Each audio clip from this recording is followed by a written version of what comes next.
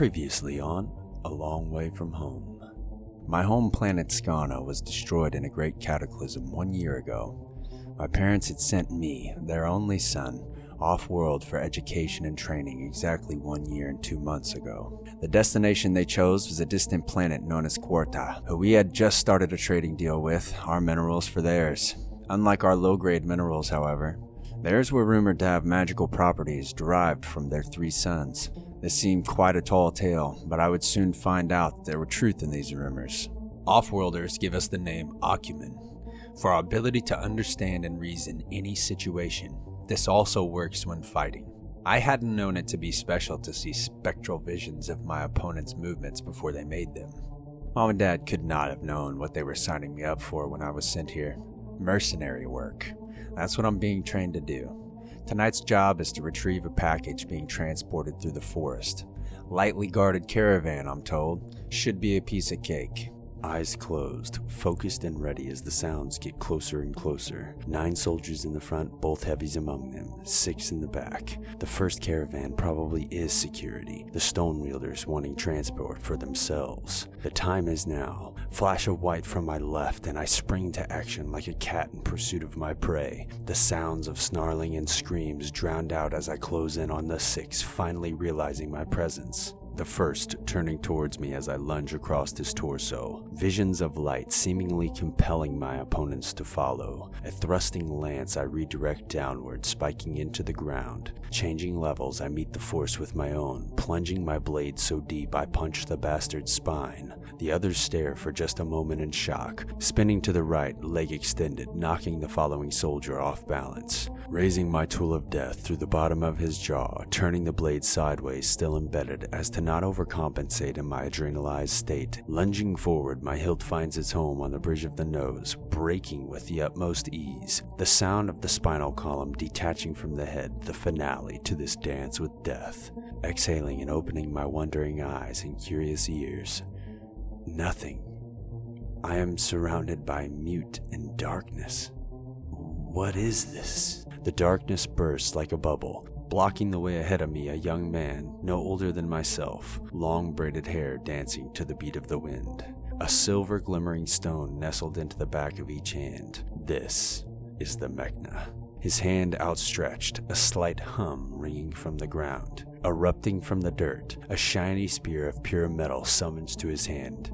3 strides and I have entered his striking distance. I toss my right blade into the air, sliding onto the ground, evading the spear's thrust. Slightly raising my left leg, planting it on his inner left thigh, wrapping my other leg through, tripping him down, and twisting his leg until I hear a snap. Adrenaline not subsiding as my attention switches to the front of the convoy. A large black dome lays in front of me, energy draining the area of light, gravity intensifying with every small step forward. An intense roar fades into existence as the darkness shatters into oblivion. Humdel standing tall with inverted joints on his legs, Fanta black fur covering his body. The structure of a humanoid with the features of a shadeclaw, 5 emerald stones shining brightly on his back. I have not seen this type of transformation from him before. He must have found a way to fully tap into his 5th stone. He's extraordinary. I blurt out, not even noticing I had said the words. Catching our opponent's attention, he turns his head towards me. Extraordinary? Who's the cheerleader? Humdel does not answer.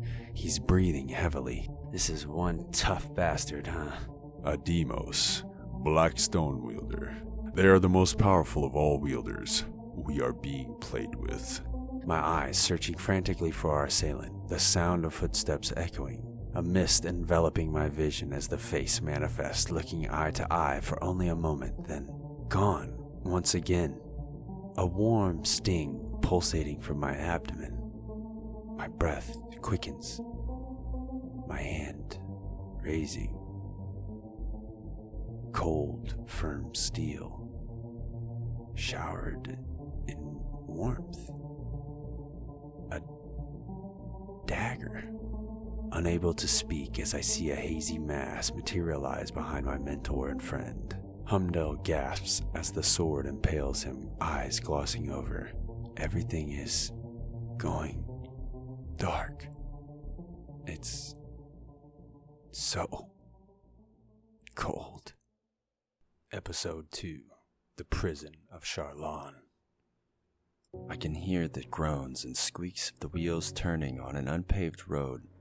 My body jostled around with every bump we hit as I slowly opened my eyes. Shit, I mutter as I sit up back to the wall, a freshly stitched wound stretching in threat of bursting open. Eyes open wide from the pain reveal a simple but polished interior. Nothing but 4 walls and 2 benches inside. The walls, decorated with intricate designs and insignias, are lined with 2-inch wide slits like the gills of a fish, opening to the outside. A warm breeze fills the moving prison as my now wincing eyes find Hamdel, sitting upright with legs crossed, both feet above his inner thighs, his eyes closed, deeply inhaling and slowly exhaling. A scar barely visible where he was impaled on his upper right chest. Easy, young one. The calming voice emits from him like a cool wave as he opens his brown eyes and rises to his feet, throwing me a cluster of juicy violet grapes as he approaches and sits next to me. You've been resting for a day and a half. A look of confusion and bewilderment consumes my face. I thought we were done for. A day and a half? Where could they be going that would take so long? Sitting up straighter, I turn to meet eyes with my mentor. Did they give you any other information before you took the job? The questions pouring from me like a waterfall. Placing his golem-sized hand on my head, he sighs. My shape-shifted form caused the wound to close when reverting back, and the creatures of the forest brought me medicinal herbs to help you heal and stitch your wound, as well as fruit to keep us fed and hydrated. He says, pointing with his opposite hand to the openings in the walls. Looking back down at me, he continues. Something is not right, though. That much is certain. It's not unusual to not get details on context of a mission, as to avoid personal conflicts hindering a job's completion. However, this was more heavily guarded than anticipated. He lifts his hand off my head and gestures to the cell around us. Taking captives seemed to be part of their plan. Unusual that we are the only ones inside, I would think. Like they knew we were coming, I say, inserting my conclusion into the monologue. Why have this transport solely made for transporting prisoners on the off chance that you get attacked? It would make much more sense logistically to kill anyone that would attack the caravan, especially with the distance we have traveled. He stands up as he finishes his sentence, turning around, looking out the slits of the wall at my back. I believe we are being taken to Charlon, the infamous prison of Golvet, capital city of Quarta. 2 days toward the first setting sun, and I can feel the forest growing in distance. I've heard rumors about Golvet, population numbering in the tens of thousands. Honestly, sounds more like home to me. This whole planet seeming sparse, dotted with small populations amongst the mostly wildlands. The rumors I have heard about Shrelon, however, make death seem like a gift. The tomb of 1,000 deaths, I say, staring forward, heart nestled in my stomach. The thought of life fleeing my mind as terror sets in. One name of many. A steady inmate population of 75. Executions and death tournaments keep this so. Used for entertainment as well as enticing fear. He states. It's so brutal, I comment back. Brutality is the only aspect of the elders that the council truly embraces. Our planet and society have always been brutal by nature, fighting to survive amongst the drowning waves of death thrown our way. They have twisted the teachings to their benefit, as one does when the power they wield corrupts. Families now separated by power status upon birth. He continues. The number of stones one is born with is not genetic. No one knows the cause one way or the other. In Golvet, your status is predicated solely on the number of stones you possess. Children separated and transposed to other families. This is not balance. Two of the weakest stone wielders could produce the strongest offspring ever seen. Nature finds balance. It is not our place to impose balance among these things. Alphas are sought and taken from society as a whole by the council, or stolen from their family by the cult of Atorum, Lord of Death. Judging by what our captor said, the two might not be so distantly related. So he was an alpha? I question, having not heard him use this term before. A demos, he replies. Any color wielder can produce black stone offspring. This signifies an alpha. In the wild, they belong to the great legendary predators, the size of which makes the earth tremble with each step. The will of death itself. Sentient or not, they have varying powers and limits not explored to common knowledge. I am sure our foe did not show me the extent of his capabilities. Hours of fighting, and he wasn't even winded. Wait a second, hours? It took me 10 minutes tops to kill the back guards and Mechna to get to you. Tilting my head, eyes narrowed in disbelief. He returns the look, scratching his beard, deep in thought. How long until you were engaged with the Mechna? He asks. Couldn't have taken more than 2 minutes. Answering back as I shake my head. When you said you experienced the gravity well also, what happened? He questions further, staring through me, still deep in thought. I killed the last guard and was surrounded by complete darkness, void of all light and sound. A vision of a spear came through. I rolled to evade it, and the spear, piercing the dark, bursted open. I then engaged the Mechna, reliving the moments as I recall them. I myself fought both wielders for quite some time before the Mechna retreated, presumably to deal with you. Stated as eyes lock with mine, showing Humdel's conclusion and thought. How is this possible? I asked, intrigued for his explanation. It seems time has shifted inside the well. This explains my being able to keep up with him until he stopped using that power. It must take an extreme amount of the stone's energy. He was exerting himself more than I gave credit for. Interesting. Once an object breaks the plane, it cannot exist in two different timelines simultaneously. That explains it negating the effect. I would assume there is a limit to the area he can affect as well. Humdel's perception reminds me of my inexperience as his unbelievable words sink in. I'm sorry, I say, now realizing the great battle he must have fought while I quite literally stood there doing nothing. Don't be foolish. This is the nature of things. We are alive. Learn what we can and proceed cautiously. He says back with a smile and a nod. Understood. I've never seen you shapeshift like that, with all 5 stones active. Did you learn how? I ask, changing the subject slightly. He starts to speak, but is interrupted by banging on the outside of the cell. Looks like we got a couple live ones in here, boss. A voice states from the outside. Right on time, I suppose. Thought we were gonna open her up to a couple of bloated corpses. Oh, I don't want them dead yet. They are much more valuable alive. A familiar voice says outside from afar. Prepare the documents for our arrival. Quit piddling around like an idiot, or you will be the next bloated corpse anyone sees. Yes, sir. Sorry, sir. The voice fading as the sentence ends. Finishing the cluster of grapes, I throw the stem out of the slit behind me. Looking up at Humdel, I ask, what are we gonna do? He pulls out a small leather pouch and tosses it to me. We wait. Put that on your wound thoroughly, and it should be nearly healed by tomorrow. Sadly, we are out of our league with his ability to separate us at will. Our fate now lies in Charlan. Covering the wound in the paste, I reply, will anyone come for us? The childlike innocence I have come to despise showing its face in my feeling of despair. Once again, placing his hand on my head, he looks at me and says, I'm afraid that is not the nature of our profession, my young friend. You will be tested, unlike anything you have experienced yet in life. Survive. We must find a way.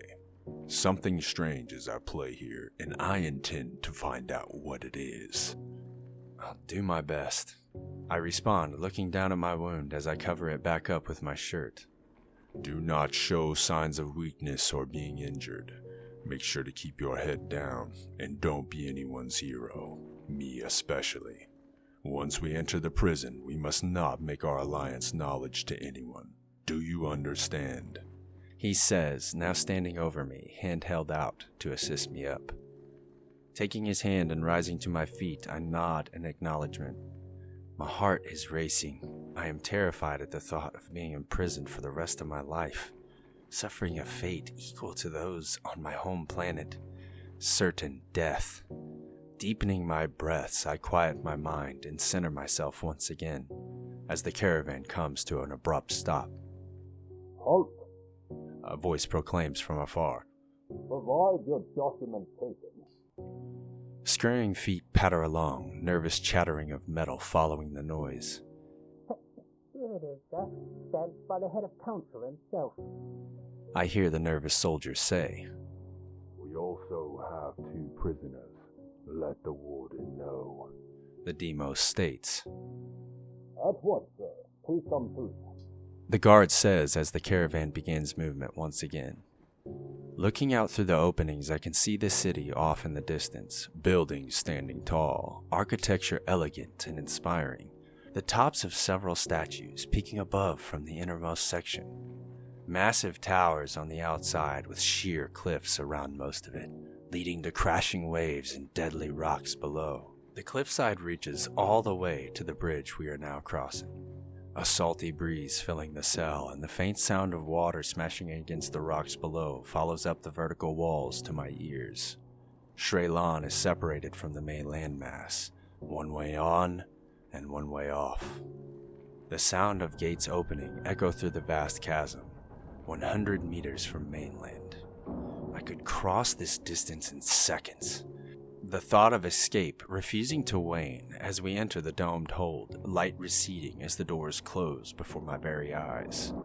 Rattling of metal and shouting rings out from afar through the closed dome structure. From what I can see through the openings as we move, there are 5 concentric rows of seating leading down to a pathway, which circles completely around a pit below. Lined with arcing sets of metal gates across its circumference, the volley of sounds coming from inside. I'm jostled forward as we come to a stop. Banging on the metal meets my ears sharply. Okay, you dogs. Sit with your backs to the wall, neck and wrists in between the same opening. The soldier announces. Humdell and I exchange glances. He simply gives me a nod and does as told. I follow suit and sit down, hands behind my back against the lower wall, my head rested against the solid wall in between the slit above. Strands of illuminated chain wrap around my neck and wrist through the slits, constricting me back against the wall tightly, humming with energy. A jolt of painful energy surging through my body as it locks in place. Holy shit, I say through constricted breathing, unable to even turn my head to look at Humdell. The grinding of gears sound as the floor retracts beneath me, legs pulled forward as my weight tries to follow the gravity, tightening the grip on my neck further. I pull my legs back to find the solid ground beneath, relieving some pressure so I can breathe once again. Loud metal clanks vibrate the wall as the beam I'm now attached to separates from the mobile cage at my head level, dropping all the weight with it, almost forcing me to crumble over. Fighting my way back up straight, I turn to see Humdell standing firm, no expression on his face, not looking me in the eyes as he turns away. So it begins, I think to myself, turning towards the cowardly soldier from before, still harping out orders. We don't have all day, you mutts. Let's move it! He yells, thrusting his lance our way, gesturing us to walk ahead. There we go. Good dogs. He says as we proceed forward. Won't be seeing the likes of you two ever again, I reckon. I bet you won't make it past 75. He says, pointing at me. The likes of you We'll get eaten alive in here, it will. A daring look entering his dastardly eyes. 5 seconds. If I had 5 seconds, he would be dead. I think to myself, staring ahead, gritting my teeth, keeping pace. Stepping directly in front of me, he meets my gaze eye to eye. I can hear you thinking, dog. Spitting on the ground and staring back at me in a failed attempt at intimidation. I smirk back. How about I slap all the skin off your face and watch you clean up the mess I make? That's what you want, is it? He says in frustration, stepping closer, now nose to nose. I shift my leg back slightly, leaning backwards. Simultaneously coming back forward, my head like a piston firing, with the weight of the beam following through as my forehead connects directly with the bridge of his nose. A gush of blood surging outward as he drops to the ground, screaming. Oh, you piece of shit! I'll put you down, you mutt! Scrambling around for his dropped lance. I take 2 steps back, confident I can disable him even with restricted limbs and breathing. He stands back up, blood streaming down his face, lance in hand. Looking up, his eyes widen. As he loses grip on his lance once again, he stammers out. Sir, You can't even move prisoners 30 meters without screwing it up. You worthless piece of garbage. I hear the Demos say as his footsteps get closer. Worthless and annoying. A puff of mist dissipates behind the soldier as he gasps for air, falling forward in front of me, blade stuck deep in his back. Move along, gentlemen. My patience wears thin. He says as he steps over the fresh corpse on the ground, pulling out his blade, wiping it clean on the fallen soldier's tunic as he passes. This way.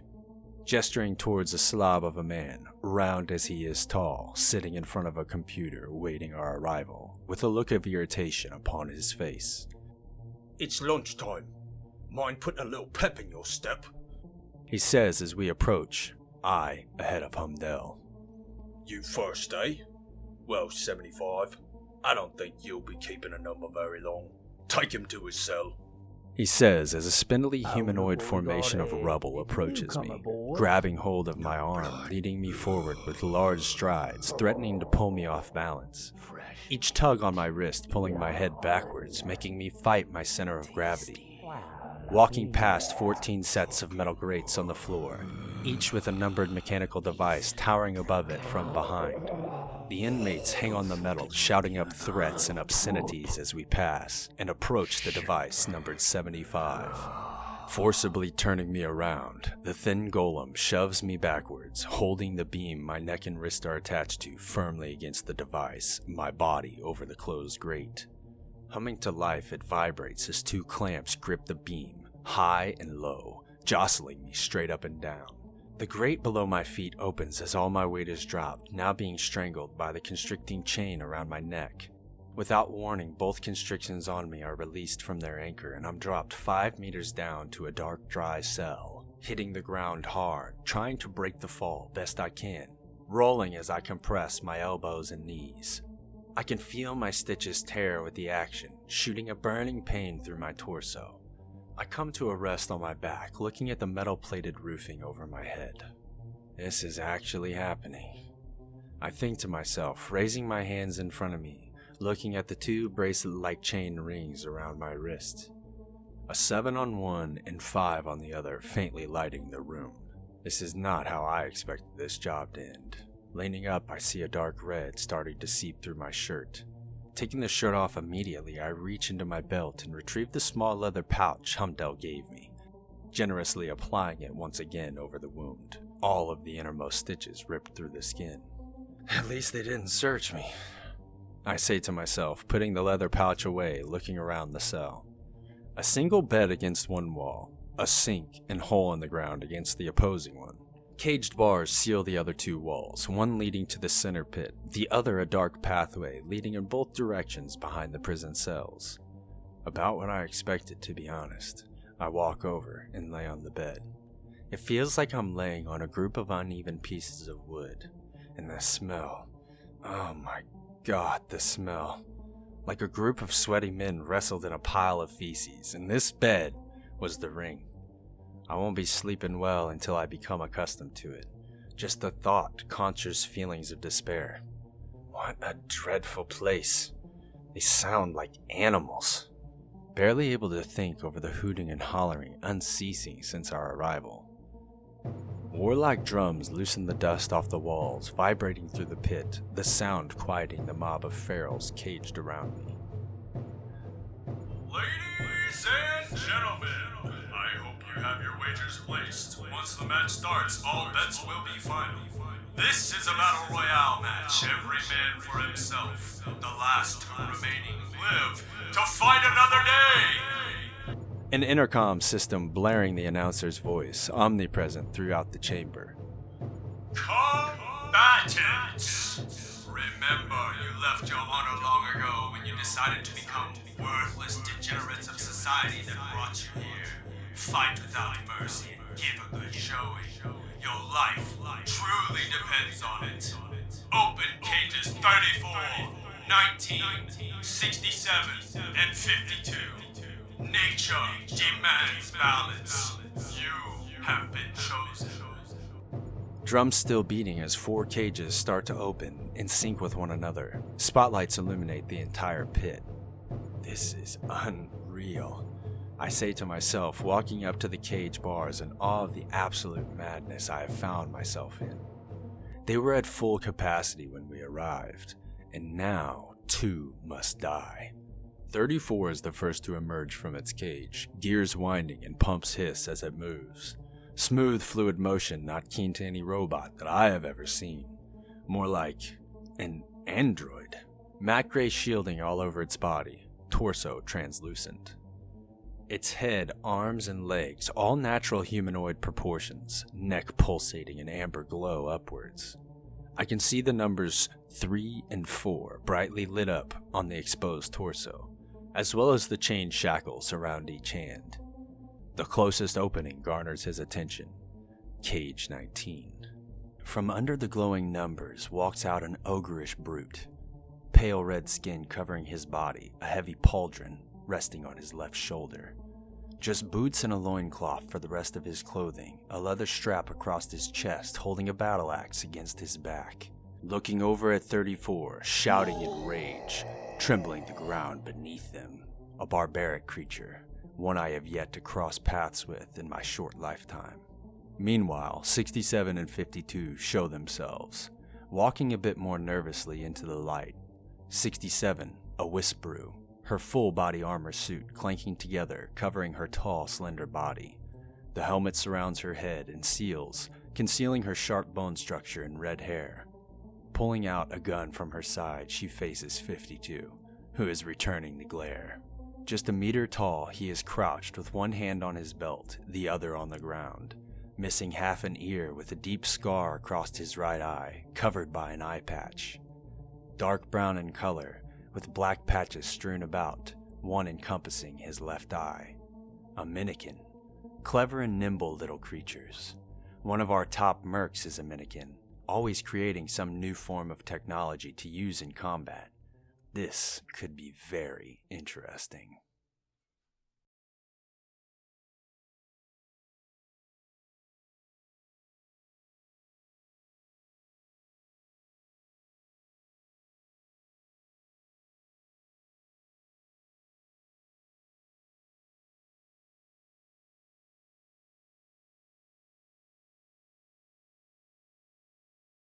Thank you everyone so much for listening.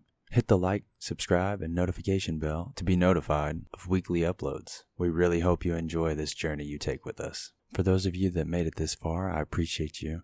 And if you wouldn't mind, leave a comment down below letting me know your favorite part of the story, or maybe some things that made you really feel immersed in the story. Any feedback is greatly appreciated.